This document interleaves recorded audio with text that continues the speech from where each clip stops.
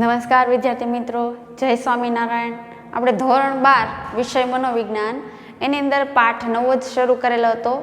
જે પ્રકરણ 5 છે એ છે મનોભાર અને સ્વાસ્થ્ય. બરાબર, તો એમાં આપણે થોડી ચર્ચા કરી હતી. હવે એમાં આગળ વધતા આપણે આજે છે આ લેક્ચરની અંદર મનોભારના પ્રકારો કેવા છે એના વિશે ભણવાનું છે. તો શરૂઆત કરીએ મનોભારના પ્રકારો. બરાબર,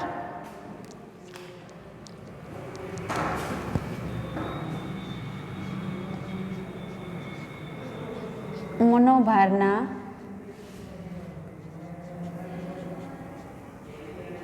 પ્રકારો. તો મનોભારના પ્રકારો છે વિદ્યાર્થી મિત્રો 3 પ્રકારના છે. એમાં પહેલો પ્રકાર છે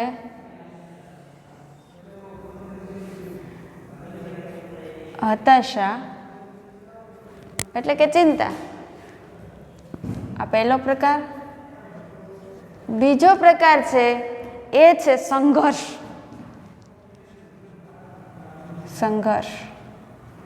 અને ત્રીજો છે એ ત્રીજો પ્રકાર છે દબાણ.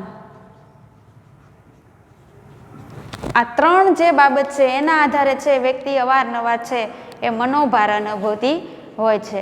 આપણે એમાં છે પહેલો પ્રકાર આ જે 3 છે હતાશા, સંઘર્ષ અને દબાણ, એના લીધે છે એ આપણે મનોભાર અનુભવતા હોઈએ છીએ. કંઈ ને કંઈક અંશે ચિંતા હોય છે, સંઘર્ષો હોય છે, એની સામે લડવું પડે છે, અને અમુક પ્રકારનું દબાણ હોય છે જેના લીધે છે આપણે માનસિક ટેન્શન ઊભું થતું હોય છે. તો સૌપ્રથમ આપણે એમાં જોઈએ કે હતાશા. બરાબર,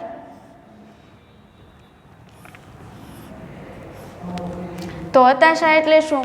તો કે જ્યારે આપણે લક્ષ્ય પ્રાપ્તિના માર્ગમાં આવતા અવરોધોને પરિણામે આપણે જ્યારે કોઈ લક્ષ્ય પ્રાપ્ત કરવા માટે ઈચ્છતા હોઈએ,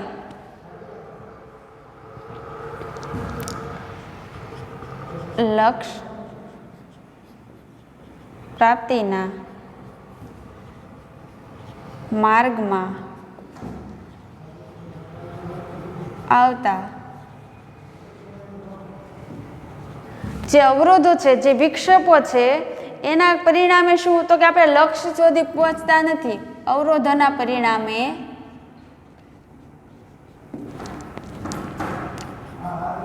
લક્ષ્ય સુધી પહોંચતા નથી. એટલે કે લક્ષ્ય પ્રાપ્તિ આપણને થતી નથી અવરોધોના કારણે. હવે એના કારણે જે આપણે ઊભી થાય એવી માનસિક પરિસ્થિતિ, એના કારણે ઊભી થતી આપણી માનસિક પરિસ્થિતિ, તેના કારણે ઊભી થતી માનસિક પરિસ્થિતિ એટલે હતાશા.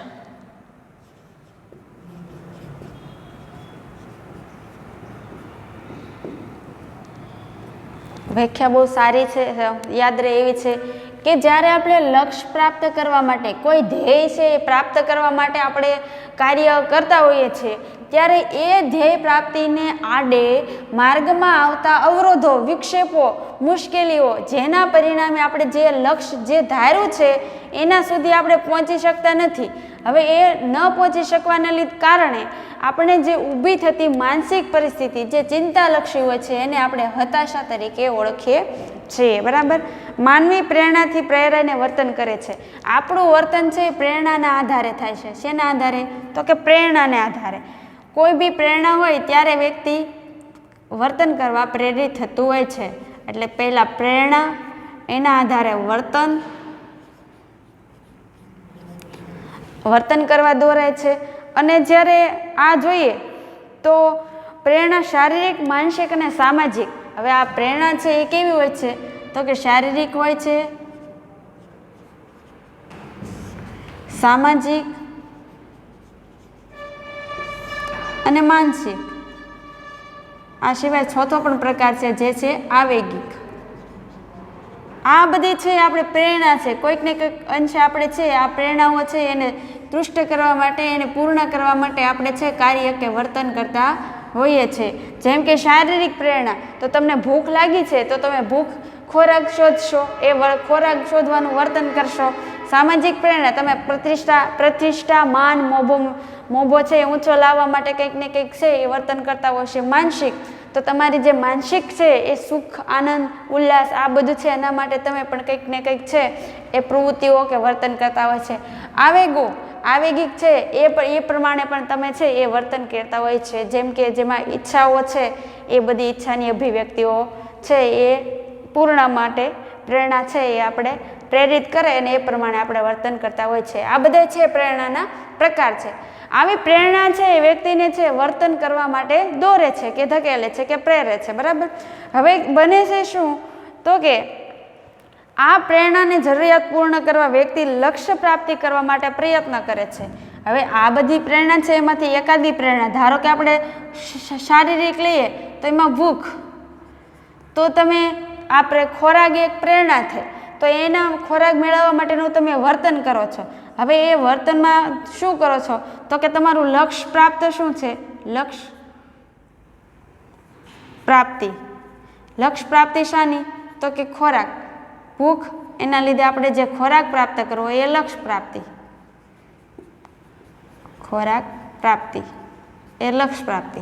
હવે બને છે શું તો કે જ્યારે તમે લક્ષ્ય પણ નક્કી કરી નાખ્યું છે, હવે આગળ જતાં જ્યારે તમે લક્ષ્ય પ્રાપ્તિ કરવા માટે પ્રયાસ કરતા હશો ત્યારે તમને એ સંતોષવામાં વિક્ષેપ ઊભો થાય, એ સંતોષવામાં અવરોધ ઊભો થાય, સંતોષમાં અવરોધ ઊભો થાય ત્યારે તમે છે એ તમે ખોરાક પ્રાપ્તિનું જે લક્ષ્ય છે એને સિદ્ધ નહીં કરી શકો. એના લીધે શું થશે તો કે તમે છે એના લીધે તમે હતાશા અનુભવશો, ચિંતા કે વ્યગ્રતા તરફ ધકેલાશો. સહજ છે, આ માત્ર ખોરાકનું ઉદાહરણ સામાન્ય છે, પણ આવી તો આપણે રોજિંદી જીવનમાં ઘણી ઘટનાઓ કે ઘણી એવી બાબતો છે જોડાયેલી હોય છે કે જે આપણે એને સિદ્ધ કરવા કે પ્રાપ્ત કરવા માટે પ્રયાસો અથાગ કરતા હોઈએ છીએ, પણ સંજોગોપાત એમાં છે આપણે અમુક વિક્ષેપો કે અવરોધોના લીધે આપણને એમાં છે સફળતા મળતી નથી, આપણે એમાં છે એ ફળીભૂત થતા નથી. ત્યારે છે એ વ્યક્તિ હતાશાનો ભોગ બને છે. આ છે હતાશા. હતાશા છે એના બે કારણ છે, એક છે વ્યક્તિગત અને બીજું છે વાતાવરણજન્ય. હતાશામાં બે કારણ.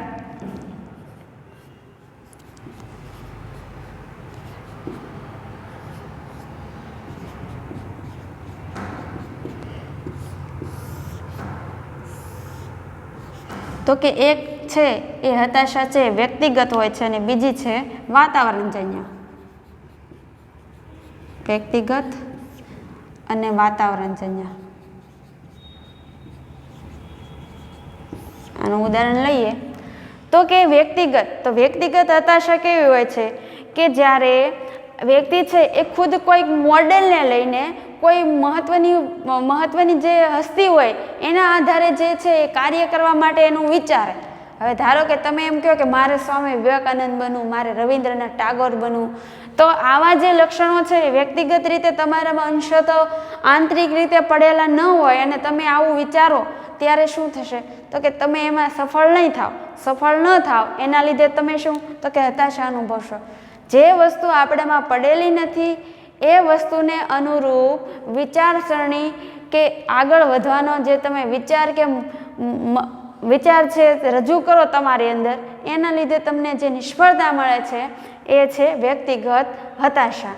હવે એક બીજું અત્યારનું ઉદાહરણ લઈએ તો કોઈ વ્યક્તિ હોય એ કદરૂપી હોય અને એ કોઈ ફિલ્મ હીરો કે હિરોઈન હોય એ રૂપી કહે કે મારે આ ફિલ્મ સ્ટાર જેવું બનવું છે, પણ એનામાં છે એ દેખાવને લીધે જોઈએ તો એ પાછી પડતી હોય છે.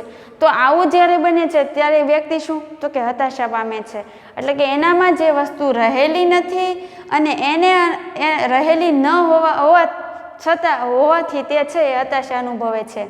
એવા ગુણો લક્ષણો ધરાવતી નથી પણ એની આકાંક્ષાઓ છે એ ઊંચી હોય છે, તો એની આકાંક્ષાઓમાં નિષ્ફળતા મળે છે ત્યારે વ્યક્તિ છે એ હતાશાનો ભોગ બનેલી હોય છે. પછી વાતાવરણજન્ય તો કઈ રીતે તો કે સામાજિક ધારા ધોરણો, રીતિ રિવાજો, ફરજો, હકો આ બધું છે એ વ્યક્તિને અમુક છે એ મહત્વાકાંક્ષા કે ઈચ્છાઓ છે એની જે ઈચ્છાઓ છે એને સંતોષવામાં છે કંઈક ને કંઈક આડઅસરરૂપ બને છે. તો આ ધારા ધોરણો, નીતિ નિયમોને લીધે વ્યક્તિમાં જે હતાશાનું મોજું ફરી વળે છે, જે લક્ષ્ય પ્રાપ્ત કરી શકતો નથી, એને આપણે વાતાવરણજન્ય હતાશા તરીકે કહીશું. હવે ધારો કે કોઈ વ્યક્તિ હોય તો એ વ્યક્તિ છે એ કહે કે મારે આવી રીતનું હાઈફાઈ જીવન જીવવું છે અને મારે છે એકદમ સહજતાથી બધા સાથે વર્તન કરવું છે, ફ્રેન્કલી એકદમ કોઈ પણ પ્રકારનું બંધન નહીં, અને ગમે ત્યારે ગમે ત્યાં નીકળવું છે, ગમે ત્યાં જવું છે, ગમે તેમ બોલવું છે. તો આ એના મનોવ્યાપારો છે, આ એની વિચારસરણી છે, એ કોઈ દિવસ શક્ય ન બને. કેમ કે એનું એવું જો વાતાવરણ હોય કે એ છે ચોક્કસ સામાજિક માળખાને અનુરૂપ ધારા ધોરણો નીતિ નિયમો એમાં છે એ વ્યક્તિ રહેલી હોય છે. હવે એનામાંથી બહાર આવવા માટે એને આ બધા અવરોધો નડશે. આ અવરોધો છે એ કેવા છે તો કે વાતાવરણજન્ય છે, એટલે કે એના કારણે છે હતાશા અનુભવાય છે. આ બે કારણો છે હતાશાના. હવે હતાશાની અસરો છે એ બે પ્રકારની હોય છે, એની અસરો બે પ્રકારની હોય છે.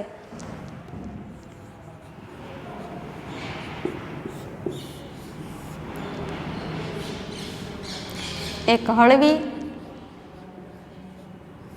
અને બીજી તીવ્ર. તો હળવી હતાશા કોને કહેશું તો કે જ્યારે આપણી રોજિંદી જીવન વ્યવહારમાં જે આપણે દિન પ્રતિદિન અમુક વસ્તુ કે કાર્યને લગતી જે હતાશાઓ અનુભવતા હોઈએ છીએ એ હળવા પ્રકારની હોય છે. કેમ કે ક્ષણિક છે, એ કાર્ય પૂરું થઈ ગયા પછી એ ચિંતા છે, હતાશા છે, એની પણ શિરોરેખા બંધાઈ જાય છે, એમાં અંતર આવી જાય છે, એ છે સમાપ્ત થઈ જાય છે. ધારો કે તમે છે સવારમાં ઉઠો, 7 વાગે ઉઠ્યા અને એમ કહ્યું કે મારે 1 વાગે છે લેક્ચર છે, જવું છે ભણવા માટે, સ્કૂલ જવું છે. હવે 1 વાગે છે એ તમે પહોંચ્યા, 5 વાગ્યા સુધી તમે અહીંયા અભ્યાસ કરો, ત્યાર પછી તમે ઘરે જતા રહ્યા, 5 વાગે છૂટ્યા પછી તમે અહીં આવવાની જે ચિંતા હતી એ તમારી છે એ ચિંતાનો અંત આવ્યો. એ તો એ શું થયું તો કે રોજિંદી જીવનની હળવી ચિંતા કહેવાય. પણ તીવ્ર ચિંતા કેવી તો કે આ લાંબા ગાળાની હોય છે, લાંબા સમય સુધી ટકી રહેતી હોય છે. આ તીવ્ર એટલા માટે કહે કે એમનો સમયગાળો છે લાંબો હોય છે. આ લાંબો સમયગાળો એટલે લાંબા સમયગાળા સુધી સતત અને સતત આ ટકી રહેલી આવી ચિંતા છે લોકોમાં આવેગિક સમતુલા ગુમાવે છે. એટલે કે એમ કહી શકાય કે આવી જે ચિંતા હોય લાંબા ગાળાની એના કારણે શારીરિક અને માનસિક સ્વાસ્થ્ય કે સમગ્ર અસ્તિત્વ માટે હાનિકારક બને છે. એટલે કે આ લાંબા ગાળાની જે ચિંતા છે એના લીધે આપણે શારીરિક, માનસિક અને આવેગિક છે એની સમતુલા ખોરવાઈ શકે 100%. કેમ કે સતત ને સતત વ્યક્તિ આવું ટેન્શનમાં કે સ્ટ્રેસમાં કે ચિંતામાં રહેતો હોય ત્યારે શું થશે તો કે એની શારીરિક છે એ અસરો થશે, માનસિક અસરો થશે અને આવેગિક રીતે પણ એ વિક્ષેપિત બનશે.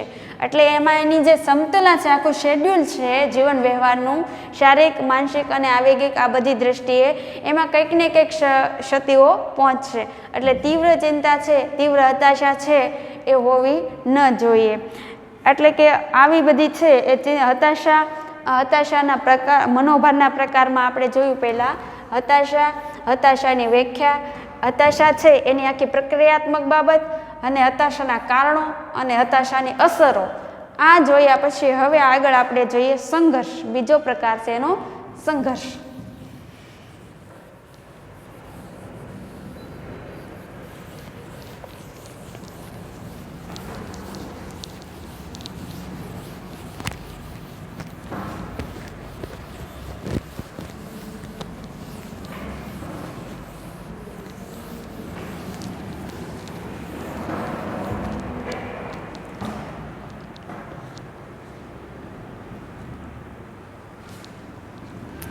એટલે સંઘર્ષ એટલે શું એની વ્યાખ્યા જોઈએ પહેલા.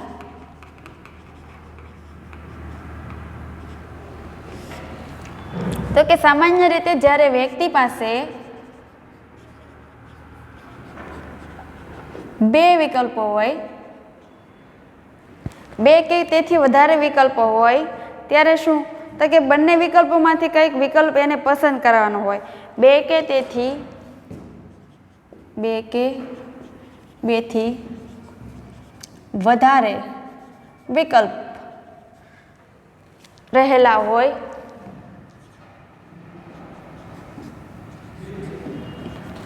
આ વિકલ્પ જે તેની સામે રહેલા હોય ત્યારે શું, તો કે જે અનિર્ણયાત્મક, જેમાં કોઈ નિર્ણય આપી શકતું નથી,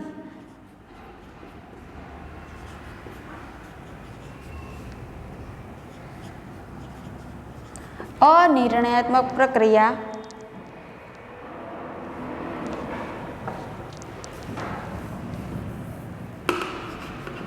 માનસિક સ્થિતિ તે છે એને આપણે સંઘર્ષ તરીકે કહીશું. કેમ કે બે વિકલ્પો છે એમાંથી કયો યોગ્ય ગણવો અને કયો પસંદ કરવો અને કયો નથી પસંદ કરવો એનો નિર્ણય છે અનિર્ણયાત્મક છે. એમાં કોઈ સજેશન છે એ ઝડપથી એનું જે ડિસિઝન છે ઝડપથી લઈ શકતો નથી, તો એને છે એમાં સંઘર્ષની ભૂમિકા ભજવવાની રહે છે. હવે સંઘર્ષ એ વ્યક્તિ સમક્ષ એક કે વધારે વિકલ્પો હોય છે, એટલે ખાસ વસ્તુ યાદ રાખવાની કે વધુ વિકલ્પયુક્ત હોય છે, વધુ વિકલ્પ. આવા વધુ વિકલ્પો હોય છે ત્યારે પસંદગી અને નાપસંદગી અથવા તો પસંદગી નાપસંદગી આવી છે એ સમસ્યાઓ ઊભી થતી હોય છે.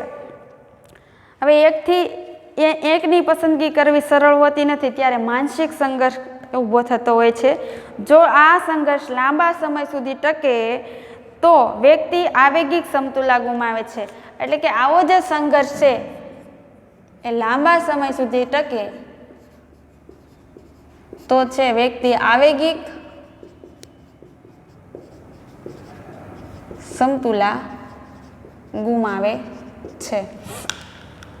આ સંઘર્ષના અહીં પ્રકારો દર્શાવેલા છે. સંઘર્ષના કુલ 3 પ્રકારો દર્શાવેલા છે.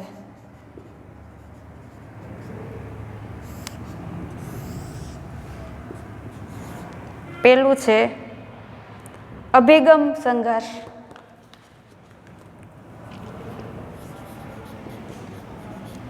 અભિગમ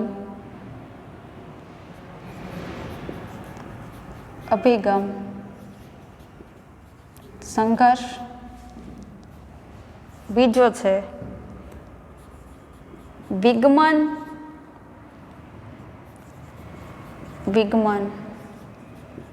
સંઘર્ષ અને ત્રીજો છે અભિગમન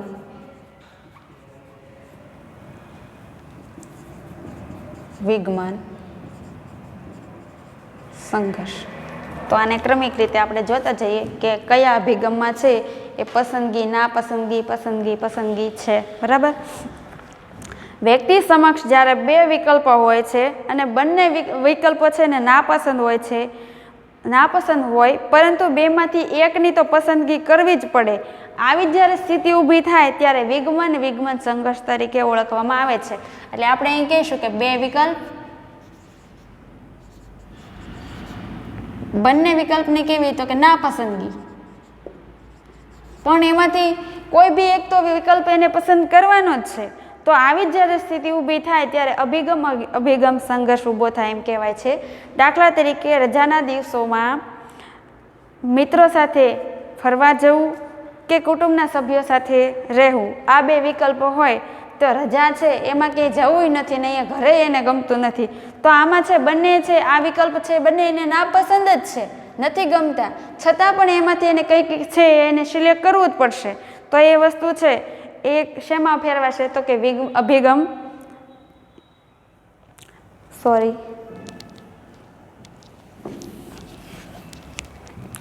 અભિગમ સંઘર્ષની અંદર કે જ્યારે બે વિકલ્પો હોય છે અને બંને પસંદ હોય છે, એટલે વિકલ્પ બે અને બંને કેવા, તો કે પસંદ, બંને ગમે છે. હવે એમાંથી કયો સિલેક્ટ કરવો, તો કે એમાં કીધું છે કે રજામાં છે મિત્રો સાથે જવું કે ઘરના પરિવાર સાથે રહેવું, તો બંને ગમે છે. તો આ બંને ગમતી વસ્તુમાંથી જ્યારે એકની પસંદગી કરવાની થાય ત્યારે જે સંઘર્ષ ઊભો થાય તેને અભિગમ સંઘર્ષ તરીકે ઓળખવામાં આવે છે. હવે આનાથી વિરુદ્ધ વિગમન સંઘર્ષની અંદર શું, તો કે આની અંદર આપણને બે વિકલ્પ આપેલા છે પણ કેવા છે, તો કે નાપસંદ.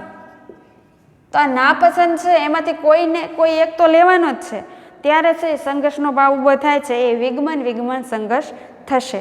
જેમ એમાં આપણે એક કહેવત મુજબ છે કે આગળ ખાય અને પાછળ કૂવો, એવી સ્થિતિ ઊભી થતી હોય છે. જેમ કે અણગમતી નોકરી પસંદ કરવી અને બેકારી રહેવું, નથી બેકારી રહેવું, નથી અણગમતી નોકરી જોતી, તો આ બંને વસ્તુમાંથી છે એ ગમે એનું એકનું સિલેક્શન કરવાનું છે અને બંને નાપસંદ જ છે, ત્યારે છે વિગમન સંઘર્ષ છે એ ઊભો થશે. ત્રીજો પ્રકાર છે અભિગમન સંઘર્ષ. તો આની અંદર શું છે તો કે વ્યક્તિ પાસે જ્યારે એક જ વિકલ્પ હોય, કોઈ બીજો વિકલ્પ નહીં, માત્ર એક જ વિકલ્પ હોય, તો વિકલ્પ ક્યારેક આકર્ષક અને ક્યારેક અનાકર્ષક, એટલે કે ક્યારેક ગમે છે અને ક્યારેક નથી ગમતો, ત્યાં આવી જે સ્થિતિ ઊભી થાય, આવી માનસિક સ્થિતિ ઊભી થાય એને અભિગમન સંઘર્ષ તરીકે ઓળખવામાં આવે છે. જેમ કે લગ્ન કરવા વ્યક્તિને ગમે છે, પરંતુ લગ્નથી ઉત્પન્ન થતી કે એની સાથે જોડાયેલી જવાબદારીઓ એને નથી ગમતી. બીજું કે મોંઘું છે, આરામદાયક મકાન છે એ ખરીદવાની વ્યક્તિની ઈચ્છા છે, બરાબર, પણ તેને નિભાવવા માટેની જવાબદારી એને ઉપાડવી નથી, એ બધું અઘરું લાગે છે. ત્યારે આવી જે સમસ્યા ઊભી થાય છે એને કેવું તો કે અભિગમન સંઘર્ષ તરીકે આપણે ઓળખશું.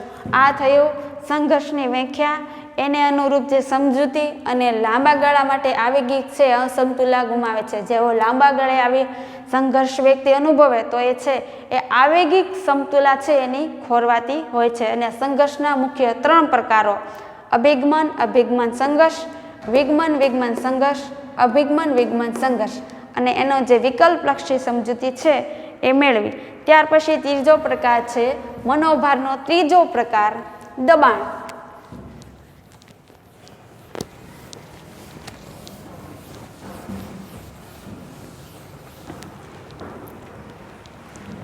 અન્ય વ્યક્તિઓ કે પરિસ્થિતિ દ્વારા વ્યક્તિ સમક્ષ ઊભી થતી વાસ્તવિક કે કાલ્પનિક માંગને પહોંચી વળી શકાશે નહીં તેવા વિચારમાંથી ઊભી થતી માનસિક સ્થિતિ તેને દબાણ તરીકે ઓળખવામાં આવે છે. એટલે અહીં એ વસ્તુ લેવાની છે કે દબાણની અંદર આપણે મુખ્ય વ્યક્તિમાં શું જોવા મળે તો વ્યક્તિ સમક્ષ જે ઊભી થતી વાસ્તવિક કે કાલ્પનિક પરિસ્થિતિ, વાસ્તવિક અને કાલ્પનિક આ બંને પરિસ્થિતિ છે, બરાબર, તો એની માંગને પહોંચી વળવા માટે એની જે જરૂરિયાત છે એને પહોંચી વળી શકાશે કે નહીં એવીની ધારણા છે. એવી વિચારણામાંથી ઊભી થતી માનસિક સ્થિતિ. હવે આ વિચારણા છે એના દ્વારા જે ઊભી થતી માનસિક સ્થિતિ છે એને દબાણ કહેવામાં આવે છે. દબાણ આધુનિક જીવનશૈલીની અનિવાર્ય પરિસ્થિતિ છે. આધુનિક જીવનશૈલીની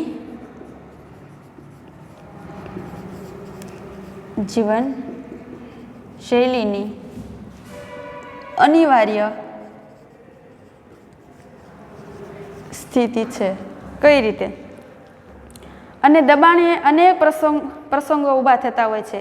દબાણના ઉદ્ભવ સ્થાનો આંતરિક અને બાહ્ય હોય છે. અને ઉદ્ભવ સ્થાનો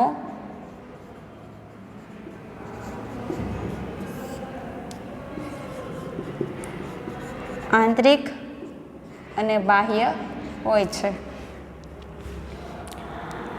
રોજિંદા જીવનમાં પણ દબાણના અનેક પ્રસંગો ઊભા થતા હોય છે. દબાણના ઉદ્ભવ આંતરિક અને બાહ્ય 2 પ્રકારના હોય છે. જેના કેન્દ્રમાં શું હોય છે તો કે આ બંનેના કેન્દ્રમાં આપણે શું લેવાનું તો કે મહત્વાકાંક્ષા, કોઈક ઊંચું ધ્યેય, કંઈક પ્રાપ્તિ માટેનું લક્ષ્ય એવું આપણામાં હોય છે. અને જીવન લક્ષ્યાંકો, અને એ સિવાય બીજું છે જીવન લક્ષ્યાંકો. આ બંને માટે છે વ્યક્તિ કંઈક પ્રયત્ન કરતો હોય છે. હવે સ્પર્ધાત્મક જગતમાં લક્ષ્ય સિદ્ધિ માટે ઘણા કલાકો સુધી કાર્ય કરવું પડે છે. મુખ્ય વસ્તુ છે એ આ જે દબાણ છે એમાં લક્ષ્ય પ્રાપ્તિ, કંઈક મેળવવું એવું હોય છે. એના માટે લોકો છે એ તનતોડ મહેનત કરે છે અને પોતાની સામે પડેલી તકો, વિકલ્પનો ઉપયોગ પણ બરાબર કરે છે. મહત્તમ વળતર કેવી રીતે મેળવવું, નવી વાસ્તવિકતા અને પડકારોને કેમ પહોંચી વળવું તેની છે અગાઉ ખૂબ જ તૈયારી કરતો હોય છે. આપણા સમાજમાં પણ કેટલાક સામાન્ય દબાણો, સ્પર્ધાત્મક સિદ્ધિઓ માટે દબાણ, પ્રયત્નોની અવિરત એકાગ્રતાનું દબાણ, જટિલ અને ઝડપી પરિવર્તનનું દબાણ, કુટુંબ અને અન્ય સંબંધોનું દબાણ પણ હોય છે. એટલે ટૂંકમાં જે સિદ્ધિ કંઈક પ્રાપ્ત કરવા માટે, કંઈક હાસિલ કરવા માટે કોઈકની સાથે તાલ મિલાવીને ચાલવા માટે, આ બધું છે એ જીવનને અનુરૂપ કંઈક પ્રાપ્તિ માટે છે એ લોકોમાં દબાણ રહેલું હોય છે. આપણે એના સહજ ઉદાહરણો જોઈએ તો સામાન્ય રીતે જોઈએ કે કોઈ વિદ્યાર્થી છો, તમે જ છો, તો તમે છો અત્યારે ભણો છો, તો તમારા ઘરમાંથી તમારે એવા લક્ષ્ય પ્રાપ્તિનું દબાણ હશે કે તું ભણી ગણીને શ્રેષ્ઠ વ્યક્તિ બન અને સારું કમાતો થા. તો આ તમારું આંતરિક દબાણ થયું અને એને આધારે તમે શું કરશો કે તનતોડ મહેનત કરશો અને બધી સ્પર્ધાત્મક પરીક્ષાઓ કે આ તે બધું છે એ તમે ફટાફટ એમાં તૈયારી કરશો. આ તમારું દિન પ્રતિદિન અને અવારનવારનું શું છે દબાણ. આવી રીતે આપણે સામાજિક દ્રષ્ટિએ જોઈએ તો અત્યારે જોઈએ તો લગ્નની સમસ્યા ખૂબ જ છે. તો અમુક કોઈ યુવક હોય તો અમુક ઉંમર વટાવી ગઈ હોય, બરાબર, તો એને કોઈ યોગ્ય પાત્ર ન મળતું અને એ યુવક હોય એની સ્થિતિ એવી હોય કે એ બેરોજગાર હોય. હવે કોઈ પ્રાઇવેટમાં એ જોબ કરતો હોય, થોડું ઘણું કમાતો હોય, એ યોગ્ય ને એની નૈતિક દ્રષ્ટિએ ખૂબ સારો હોય, પણ એનું ધ્યેય શું છે કે કોઈ યોગ્ય પાત્ર ગોતું. તો યોગ્ય પાત્ર માટે છે એની લાયકાતો છે એ ઊંચી ડિગ્રી, યોગ્ય વાતાવરણ, ઘર બર આ બધું માગતા હોય છે અને આ વસ્તુ એની પાસે હોય નહીં ત્યારે છે એ ખૂબ જ મહેનત કરશે અને સિદ્ધિ હાંસલ કરવા માટે પ્રયાસ કરશે. કેમ કે એને સામાજિક દબાણ છે, એક સંબંધનું દબાણ છે, એટલા માટે છે એ આવી રીતનો દબાણનો ભોગ બનેલો હોય છે. તો વિદ્યાર્થી મિત્રો, આજે આપણે છે મનોભારના 3 પ્રકારો વિશે વિગતે ચર્ચા કરી. હવેનું છે મુદ્દો છે એને આવતા લેક્ચરમાં જોશું. તો એટલે સુધી આપણે રાખીએ. Thank you.